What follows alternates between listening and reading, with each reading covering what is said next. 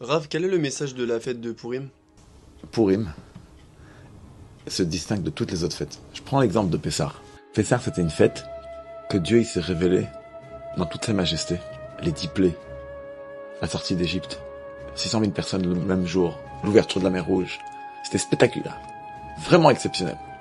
Purim, par contre, c'est une fête où Akadosh Baruch Hu, il s'habille dans la nature. Ça veut dire, tu lis la Megillah, tu peux croire d'une première vue que le bon Dieu n'est pas présent. Dieu se cache. D'ailleurs, Esther, Megillat Esther. Esther, ça veut dire le voile.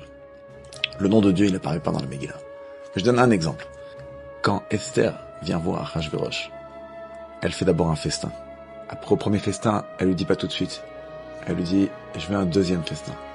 Au deuxième festin, elle lui dit, le projet d'anéantir le peuple juif, c'est un projet que, économiquement parlant, n'est pas bon pour le pays. Si encore, tu aurais décidé que les juifs sont plus patrons, ils auraient arrêté de payer les taxes, mais au moins tu n'aurais pas perdu la main d'œuvre. Là, tu perds, 1, les taxes, 2, la main d'œuvre. Donc tu fais couler le pays.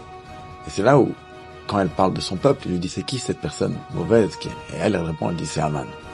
Donc ça veut dire que le discours, tout au long du miracle de Purim, les échanges avec Mordechai, etc. Bien sûr, Mordechai, il a prié à Hachem, mais Akadosh Baruch Hu s'habille dans la nature. Alors, ce mardi 3 mars, faisons partie du miracle. Nous allons investir dans les 4 mêmes. La Megillah, Mishloach Manot, l'échange de cadeaux, Matanot Laev Yamin, les cadeaux pour les pauvres, l'argent pour les pauvres, Mishté, le festin, le repas de Purim, qui amènera le 5e même, Mashiach. Shabbat Shalom, Mashiach. Une bonne fête de Purim, Rav.